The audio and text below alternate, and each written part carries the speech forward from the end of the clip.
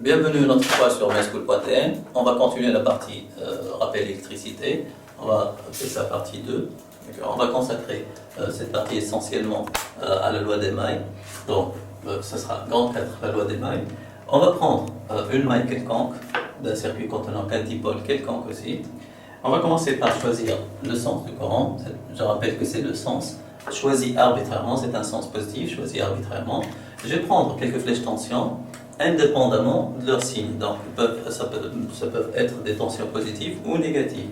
Donc là, je vais appeler ça U1, là, U2, U3 et U4. Donc, on va appliquer ce qu'on appelle la loi des mailles. Donc, je vais vous rappeler la loi des mailles, l'énoncé de la loi des mailles. En première année, vous avez vu que la loi des mailles, c'est vous dit que la somme, si vous voulez, algébrique. Pourquoi algébrique? Parce qu'une tension peut être positive ou négative. Donc la somme algébrique des tensions dans une maille d'un circuit fermé est toujours égale à 0. Donc on va essayer d'appliquer la loi des mailles sur cette maille. Donc, si vous voulez, on va se prendre un sens positif, donc un sens de rotation positive dans la maille, d'accord? Donc, je vais le noter comme ça, si vous voulez. Donc c'est le sens positif, si vous voulez. Donc c'est le sens positif. Donc les tensions qui vont circuler dans ce sens vont être affectées d'un signe plus, et les autres tensions, c'est-à-dire qui circulent dans l'autre sens, si vous voulez, vont être affectées d'un signe moins. Donc là j'ai U4, U1, U2, U3. Donc, vous remarquez bien que U4 me fait circuler dans le sens positif, donc là j'aurai plus. Donc, U1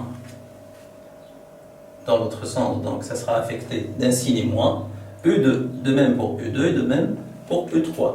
Donc, la somme, d'après la loi des mailles, est égale à 0. Donc, par exemple, s'il me demande de déterminer la tension au bord du dipôle I4, la tension U4, je peux tout simplement avoir U4 égale U1 plus U2 plus U3. Et donc, tout ça, c'est grâce à la loi des mailles. Donc, on va appliquer, si vous voulez, la loi des mailles sur un exemple concret. Donc, on va prendre un circuit contenant quelques dipôles. On va prendre un générateur idéal de tension et quelques dipôles résisteurs. Donc R1, R2 et R3. Voilà. Donc, si vous voulez, je vais orienter le circuit. Je vais choisir un sens. Je vais arbitrairement choisir un sens positif. Je vais choisir exprès ce sens. Si vous voulez, contraire, ce courant, le sens positif choisi arbitrairement, est contraire au sens du courant réel, parce que le courant réel sort par la bande positive du générateur. Donc je vais représenter les flèches tension. Donc là c'est E. Je vais exprès prendre cette tension, la tension au bord du générateur, UG, donc le sens contraire à E, donc ça sera forcément négatif. Donc là ça c'est le sens du courant, le sens choisi arbitrairement. Je vais respecter, si vous voulez, la convention récepteur. Donc je vais prendre ça, c'est la tension U3. Là, c'est la tension U2. Et là, c'est la tension U1. Et je vais appliquer la loi des mailles. Donc la loi des mailles. La loi des mailles me dit quoi? Donc la somme algébrique des tensions est égale à 0. Donc je vais prendre un sens. Je vais circuler dans un sens positif comme ça. Je vais prendre le sens positif. Donc je vais commencer. Là, UG me fait tourner dans le sens positif, donc je vais prendre UG. Là, U3 me fait tourner dans l'autre sens, donc ça sera affecté d'un signe moins, donc moins U3. De même, moins U2 et moins U1. Donc je répète, là, moins U3, moins U2, moins U1. Donc tout ça est égal à 0. D'accord? Donc, si vous voulez, je vais développer ça. Donc, on va avoir UG égale U1 plus U2 plus U3. Donc, on va, si vous voulez, exprimer ces tensions. Donc, UG n'est autre que moins E. Donc, UG égale moins E. Et je vais vous rappeler la loi d'Email relative à un résisteur, c'est que U égale R fois I. Donc, j'aurai quoi? U1 égale, U2 égale, U3 égale. Donc, R1 fois I, R2 fois I et R3 fois I. Donc, la loi d'Email va me donner quoi?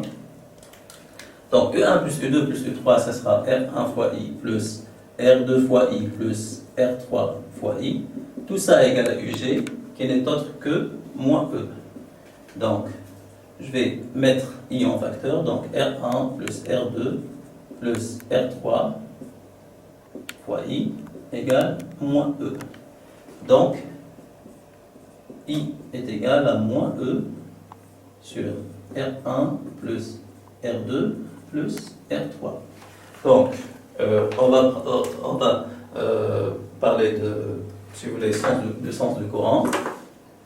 Donc, là, E est toujours positif. R1, R2, R3 sont les valeurs des résistances, donc c'est toujours positif. Donc là, I sera inférieur à 0. Donc le courant réel, puisque I est inférieur à 0, le courant réel a un sens contraire à celui choisi arbitrairement. Donc le courant circule dans l'autre sens. C'est bien normal parce que le courant sort par la bande positive du générateur. Donc voilà, on va passer, avant de passer à l'autre partie, donc ce sera, on va parler un peu de charge électrique. Je vais insister sur le fait que il faut faire attention à votre écriture, si vous voulez. Donc, je peux, si vous voulez, représenter les flèches tension en utilisant les lettres E, E majuscule, ou bien E majuscule max. Donc, ou bien je peux utiliser la notation U en minuscule. Donc, bien sûr, les flèches tension, ce sont les tensions au bord des dipôles. Mais là, c'est un peu différent. Donc là, U, il faut faire attention, c'est la tension. Vous avez fait ça en deuxième année, donc tension efficace. C'est la valeur, si vous voulez, efficace de la tension. Et la max, c'est la valeur maximale de la tension. Donc, tension maximale. Ces deux grandeurs-là, si vous voulez, concernent le courant alternatif.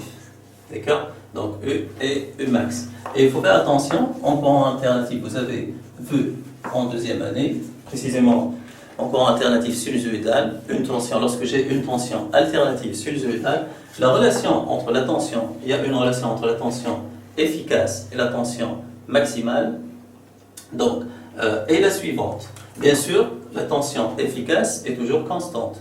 La tension maximale est toujours constante. D'accord? Donc, pour un courant alternatif, il y a une relation entre la tension efficace et la tension maximale. C'est la relation, c'est que U efficace est égal à U max sur racine de 2. Ou bien, j'ai la même relation, U max égale à U fois racine de 2. Ou bien, c'est toujours la même relation, U max sur U efficace égale racine de 2. Donc, bien sûr, je répète, je viens de dire ça, mais je dois insister. Donc, je parle toujours d'une tension alternative sinusoïdale. Ces relations ne sont valables que pour une tension alternative sinusoïdale. Bien sûr, lorsque j'écris U minuscule, ça veut dire U de T. Et donc, c'est une grandeur qui est variable. Donc, il faut faire attention à ça. Donc, U minuscule, c'est une grandeur variable. Donc, pour le courant alternatif, on utilise toujours U minuscule pour parler de la tension instantanée. Donc, ça, c'est une tension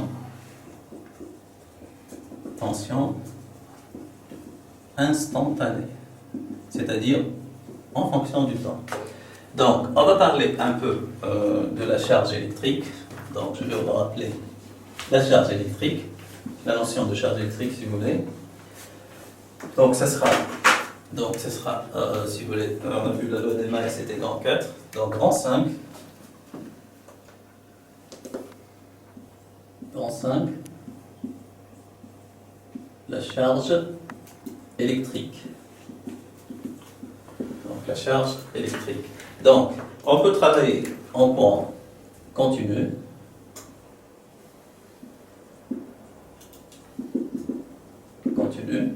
Ou bien en courant alternatif. Donc, vous devez connaître l'expression, ou bien la relation entre l'intensité et la charge en courant continu ou bien en courant alternatif. Pour ceci, je vais vous rappeler le mouvement rectiligne, si vous voulez. Vous avez vu le mouvement rectiligne, que ce soit uniforme, bien uniforme, etc. Donc, je vais vous rappeler la vitesse. La vitesse, on a deux types de vitesse, vitesse moyenne et vitesse instantanée. Donc, la vitesse moyenne, c'est quoi? C'est la distance parcourue sur la durée du parcours. Donc, si vous voulez, en mouvement rectiligne, c'est finalement x sur t. Alors que la vitesse instantanée, donc v de t, c'est la vitesse instantanée, c'est la dérivée, c'est dx par dt. Donc, c'est à peu près ça. En courant continu, on a I égale I en majuscule, parce que c'est, si vous voulez, en courant alternatif, sinusoïdal, si vous voulez, ou bien courant alternatif. I en majuscule, c'est une valeur efficace, c'est une valeur constante. Donc, elle est égale à Q sur T. D'accord? Donc, I égale Q sur T. Et en courant alternatif, donc, I, c'est-à-dire I de T, c'est la dérivée de la charge, donc c'est dQ par dt.